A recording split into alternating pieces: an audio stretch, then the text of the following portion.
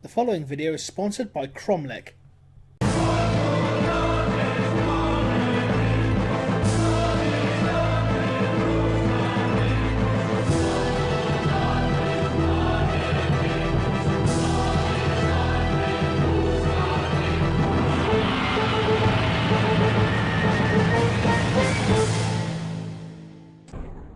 The Knights Errant were a small host of Space Marines gathered during the Horus Heresy on the orders of Malcador the Sigillite, the Regent of Terra. When Nathaniel Garrow of the Death Guard Legion escaped to Terra aboard the ship the Eisenstein after refusing to follow his brother's treason, Malcador called an audience with him and two of his companions, Eacton Cruz of the Lunar Wolves and Amenda Rakendor of the Sisters of Silence. He gave them a new purpose by tasking them with serving the Emperor in a different way, as the forerunners of an organisation that would require men and women of an inquisitive nature, hunters who might seek the witch, the traitor, the mutant, and the Xenos.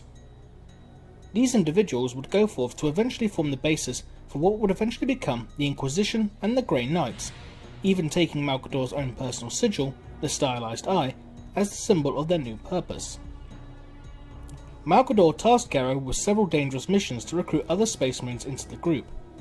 Alongside Garrow and Cruz, the Knights Errant consisted of the following: the Ultramarines Librarian Tylos Rubio, the World Eaters Captain Mesa Varan, Garvio Loken and Severian of the Lunar Wolves, Tubal Cain of the Iron Warriors, Ares Wojtek, the Iron Father of the Iron Hands, Bror Tierfinger of the Space Wolves, Ramacarayan and Dravian Clade of the Raven Guard, Alton Nahoy, the former Apothecary of the White Scars, Kalion Zaven of the Emperor's Children, the former Dark Angel Nemean, Helig Gala and Bejun Kaida of the Death Guard, Reviol Arvida of the Thousand Suns, the Chief Librarian of the Night Lords, Fel Zarost, the Librarian Eson, and Janus, both of whom from unknown legions.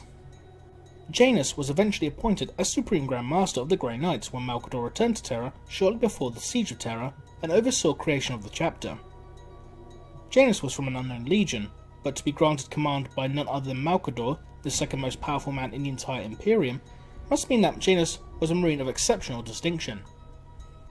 Now, while it could be possible that he was simply a Space Marine captain of incredible skill and valour who earned his position as leader on the battlefield, it seems more likely that the first Grand Master of the Grey Knights was in fact a Primarch.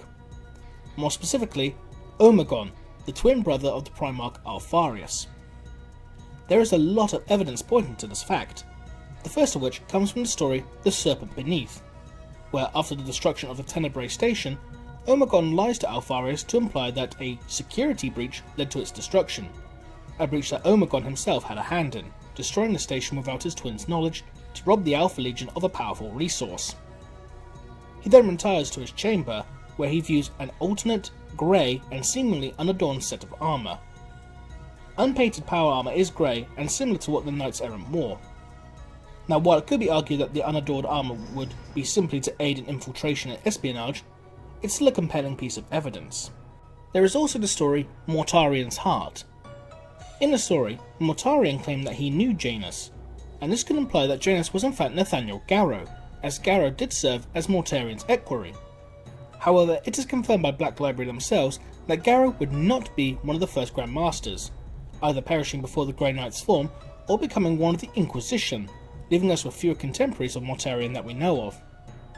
We do know that Mortarian knew Alfarius and could have possibly known of Omegon as well.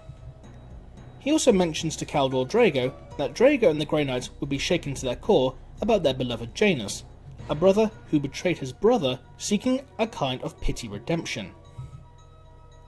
Then there's the story Feet of Iron. In the story, Ferrus Manus suffers a psychic vision bestowed upon him by the Eldar. In this vision, Ferrus Manus finds himself in a cavern system, assaulted by various visions and other sensory perception of death, that of his legion, his colleagues, and even his own. He also comes across several statues. While the book doesn't describe every statue in detail, it becomes pretty clear that each statue represents a Primarch. Ferrus Manus confirms this himself when he realises one of the statues is supposed to be Fulgrim. The other statue that's gone into any detail is one that Ferrus Manus recognises as being Janus, the Roman god with two faces of beginnings and endings. Alpha and Omega, making it clear that this statue is supposed to represent Alpharis and Omegon. After taking all this into account, it seems almost undeniable at this point that Omegon would renounce his former life and take the name Janus in reference to the old Roman legend and become the Primarch and first Supreme Grandmaster of the Grey Knights. Before you go, why not visit our sponsor at cromlech.eu and bitsofwar.com for some awesome third-party models and conversion kits for your collection, featuring new bodies, new weapons, and even brand new vehicles to add to your collection. Visit cromlech.eu and bitsofwar.com today, and we'll see you all again next time.